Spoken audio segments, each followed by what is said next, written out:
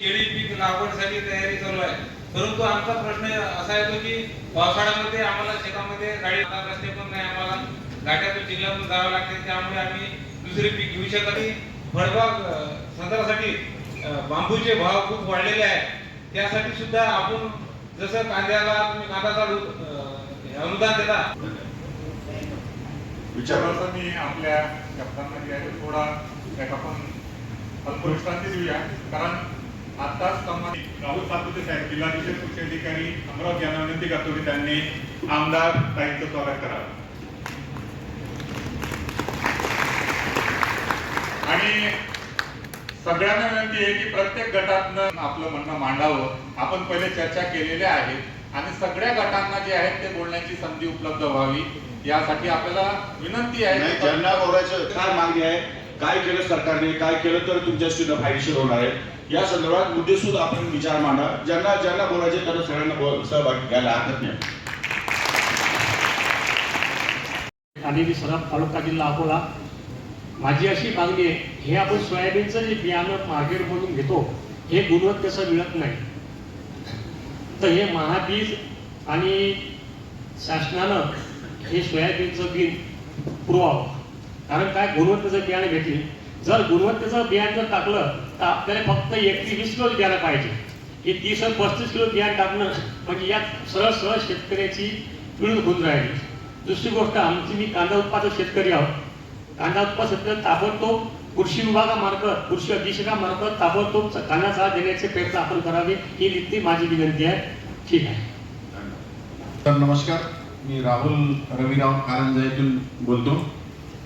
Sir, soybean निघाल्या जवळपास शेतकऱ्यांना विकावं लागते. त्यासाठी प्रत्येक गावात जवळपास गट तयार झाले आहेत. आपल्याकडे अविनाशजी पोळ सर आहेतच, त्यांनी खूप असं गटाला म्हणजे प्रोत्साहन दिलं.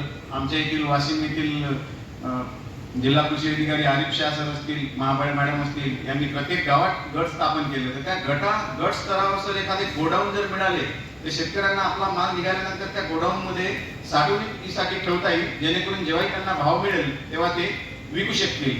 आणि दुसरी गोष्ट अशी आहे सर की आपण जेव्हा सोयाबीनचे उत्पादन घेतो तेव्हा रानटी जनावरांचा खूप जास्त प्रमाणात हैदोस त्या ठिकाणी होतो.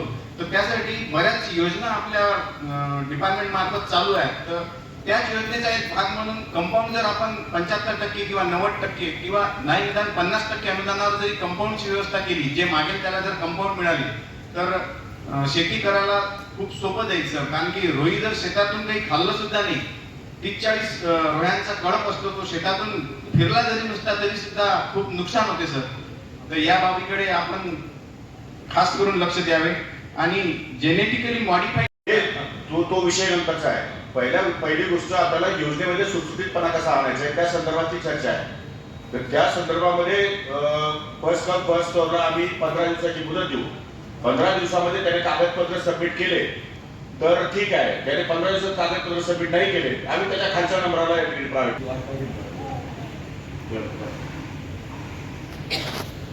दुसरी जी गोष्ट आहे ती केंद्राबरोबर प्रस्तावित आहे किमतीच्या संदर्भामध्ये. ते केंद्र सरकारशी, केंद्रीय कृषी मंत्र्यांशी आम्ही बोलून आणि तो या ठिकाणी प्रयत्न करतो त्यासाठी भाववाढी संदर्भात. तिसरी महत्वाची गोष्ट की यांत्रिकीकरणामध्ये जे आपली अपेक्षा आहे ते साधारण कुठल्या प्रकारचे यांत्रिकीकरण करावं, नंबर 1. नंबर 2, बी बियाणामध्ये काही सुधारणा करण्यासारखं असेल तर ती सुद्धा सजेशन आपण दिलं तर बरं होईल. कारण सोयाबीनची उत्पादकता काही ठिकाणी कमी, काही ठिकाणी जास्त.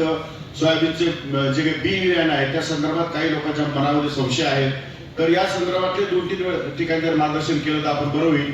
नंबर 2. नंबर 3 ची अत्यंत महत्वाची गोष्ट अशी आहे की देशाचे सहकार मंत्री सन्माननीय अमित भाई शाह यांनी कोऑपरेटिव्ह या ठिकाणी संस्था स्थापन केलेली आहे.